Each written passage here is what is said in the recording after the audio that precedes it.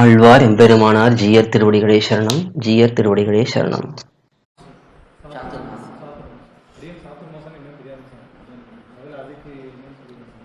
அதுக்கப்புறம் சாத்தூர் மாசத்துல வந்துட்டு பால் நெய் தைலக்காப்பு இதெல்லாம் பெருமாளுக்கு கோக்கிய வசதிலாம் சேர்த்து திருமணம் பண்ணலாமா இல்லை பண்ணக்கூடாதா அப்படிங்கிற ஒரு கேள்விப்பட்டாங்க.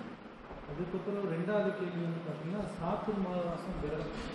ஸோ நிறைய சன்னியாசிகள்லாம் சாத்தூர் மாதத்தில் விரதம் இருக்காங்க. 40 டேஸா 60 டேஸா அப்படிங்கிறது சொல்லி சாத்தூர் மாதம்னா 4 மாதம்.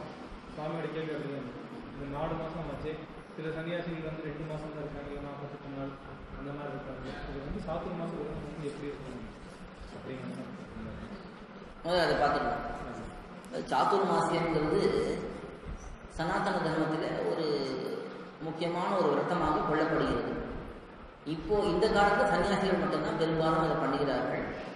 ஆனால் அது வந்து சன்னியாசிகளுக்கு மட்டும் இல்லை, எல்லாருக்குமே இந்த சாத்துர் மாசியங்கிறது பொதுவானது தான். இது வடக்கை இப்போ கூட சில பேர் இந்த சாத்துர் மாசிய விரதத்தை கடைபிடிக்கிறார்கள். அது என்ன தாத்பரியம்னா, இது 4 மாதம். சாத்துர் மாசம்னா 4 மாதம். 4 மாதங்கள் அவர்கள் மழை காலத்திலே இருப்பார்கள். இப்போ இந்த மாதத்துலேருந்து இப்போ ஆடி மாதத்துலேருந்து மழை காலம்னு சொல்லப்படும். கொஞ்சம் காத்தடிக்கிற காலம் மழை காலம். இந்த 4 மாதங்கள் வெளியில் எங்கேயும் போக முடியாது. அவரவர்கள் இருக்கிற ஊர்லேயே தான் இருக்கணும், வெளியில் ரொம்ப போக முடியாது. அப்படி இருக்கும் பொழுது அவர்கள் ஒரே இடத்திலேயே இருந்து கொண்டு, எங்கே இருக்கார்களோ அங்கே இருந்து கொண்டு உணவிலேயும் சில கட்டுப்பாடுகளை வைத்துக் கொள்வார்கள். 1 மாதம் பாலை எடுத்துக்கொள்ள மாட்டார்கள், 1 மாதம் தயிரை எடுத்துக்கொள்ள மாட்டார்கள், இன்னொரு மாதம் உளுத்தம் பருப்பு ஏதோ ஒரு சில பருப்பெல்லாம் எடுக்க மாட்டார்கள், 1 மாதம் கீரை சாப்பிட மாட்டார்கள். இது போல ஒரு கிரமம் இருக்கும். இப்படி இது இப்பவும் வடக்க சில பேர் இதை கடைபிடிக்கிறார்கள்.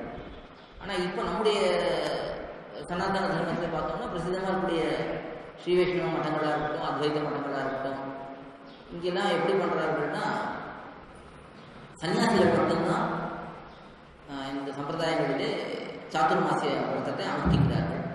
இந்த சாத்துர் மாசிய விரதத்தையும் அவர்கள் வந்து 4 மாதம் அனுஷ்டிப்பதற்கு பதிலாக 4 பட்சங்கள் அனுஷ்டிக்கிறார்கள். அது ஒரு விதி இருக்கு, ஏதோ ஒரு நியாயம் இருக்கு. 1 மாதம் ஒரு பட்சத்துக்கு சமம் அப்படின்னு அந்த ஒரு வாக்கியத்தை வச்சுட்டு, சாஸ்திரத்தினுடைய அந்த வாக்கியத்தை வச்சுட்டு 4 மாதம் அனுஷ்டிப்பதற்கு பதிலாக 4 பட்சங்கள், அதாவது 2 மாதம் அப்படிங்கிற கணக்கில் இந்த ஆடி மாத பௌர்ணமி தான் பொதுவாக ஆரம்பிப்பார்கள். அதுலேருந்து இன்னும் 2 மாதம் கணக்கு ஒரு பௌர்ணமியில் முடியும். அந்த கிராமத்தில் அதை வைத்துக் கொள்கிறார்கள். இந்த 2 மாதத்திலே அவர்கள் எங்கேயும் வெளியூர் யாத்திரை ரொம்ப போக மாட்டார்கள். அப்படி போனாலுமே கூட ராத்திரிக்குள்ளே திரும்பி வந்துடுற மாதிரி தான்.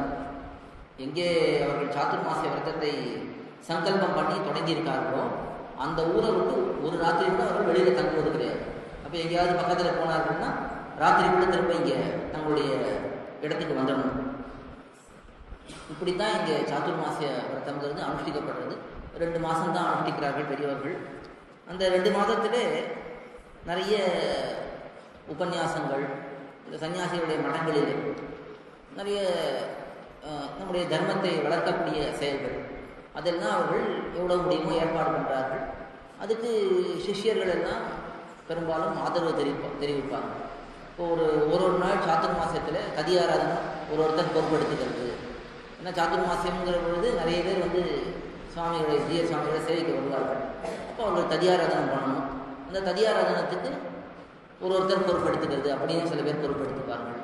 இல்லை சுவாமியுடைய இந்த சங்கல்பத்திலே ஆகக்கூடிய வேறு செலவுகள், ஏதாவது சன்னதி இருந்தாலும் அந்த மங்களாசாசனத்துக்கு போகிறதுக்கு அதுக்கான செலவுகள் அப்படி பொறுப்பெடுத்துக்கிறது.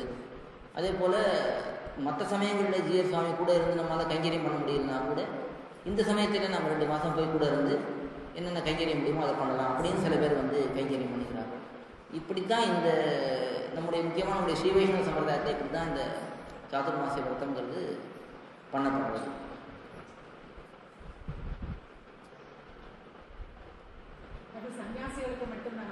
இப்போ சன்னியாசிகள் மட்டும்தான் பண்ணுகிறார்கள். ஆனால் எல்லாருக்குமே அது அந்த காலத்தில் எல்லாருமே பண்ணியிருக்கா. சாத்துர் மாசியங்கிறது ஓரளவுக்கு எல்லாருமே அனுஷ்டிச்சிருக்கா. அது காலப்போக்கில் போயிட்டாங்க. இப்போ கூட சன்னியாசிகள் இப்போ கூட இந்த பால் சாப்பிடக்கூடாது, அப்புறம் கீரை சாப்பிடக்கூடாது, அந்த நியமெல்லாம் வச்சுக்கிறது இல்லை. இந்த 2 மாதம் ஒரே இடத்துல இருப்பது நிறைய அந்த இடத்துல இருந்து உபதேசங்கள் நிறைய பண்ணுவது, இல்லை மற்றவர்களையும் தங்களுடைய மடத்துக்கு வரவழைச்சு உபதேசங்கள் வித்வான்களை கொண்டு வந்து சதஸ் பண்ணுவது, உபன்யாசங்கள் நடத்துவது, சங்கீத நிகழ்ச்சிகள் நடத்துவது, கர்நாடக சங்கீத நிகழ்ச்சிகள் நடத்துவது, இதை போல விஷயங்கள் தான் அவர்கள் இந்த 2 மாதம் முழுமையாக பண்ணுகிறார்கள். அது சாதுர்மாசியம் முடிந்த அன்னைக்கு அந்த சங்கல்பம் தொடங்கினது 2 மாதம் முடிஞ்சதுக்கு பிறகு அது ஒரு இந்த சாதுர்மாசியம் விரதம் தான். அதாவது ஒரு ஜிஆர் சுவாமியினுடைய சன்னியாசியினுடைய அவருடைய அந்த வயசுங்கிறது அவர் எப்போ பட்டம் எடுத்துக்கிறாரோ அதுலேருந்து, இப்போ அதுலேருந்து அவர் எத்தனை சாதுர்மாசிய விரதம் அனுஷ்டிக்கிறாரோ அத்தனை வருஷம் அவர் பட்டத்தில் இருந்திருக்காருன்னு அர்த்தம். அப்போ அந்த ஒரு வருஷம் அவர் சாதுர்மாசியம் முடிக்கும் பொழுதும் அது அவருக்கு ஒரு வயது அதிகமாக இருந்த போல, அப்போ அது ஒரு கொண்டாட்டமாக அதை கொண்டாடுகிறார். அதனால தான் அந்த பட்ட பிரவேசம் பண்ணுறது, இல்லை சந்நிதிக்கு போய் அன்றைக்கி பெருசாக மங்களாசாசனம் பண்ணுவது, அதே போல் பெரிய ததியாராதனம் பண்ணுவது, அதெல்லாம் அன்றைக்கி அந்த சாதுர்மாசிய பூர்த்தி அன்றைக்கி அது விசேஷமாக அப்படி பண்ணுவார். இப்போ வானமாமலைன்னா அன்றைக்கி சாதுர்மாசிய பூர்த்தி அன்றைக்கி விசேஷமான ததியாராதனங்கள்லாம் நடக்கும். அன்றைக்கி அது போல் நடக்கும். ஆழ்வார் எம்பெருமானார் ஜீயர் திருவடிகளே சரணம். ஜீயர் திருவடிகளே சரணம். கோயில் KOYIL என்னும் ஆப்பை கூகுள் பிளே ஸ்டோரில் இருந்தோ ஆப்பிள் ஆப் ஸ்டோரில் இருந்தோ டவுன்லோட் செய்து இது போன்ற சம்பிரதாய விஷயங்களை கேட்டு மகிழலாம். எங்கள் வலைத்தளம் koil.org KOYIL.org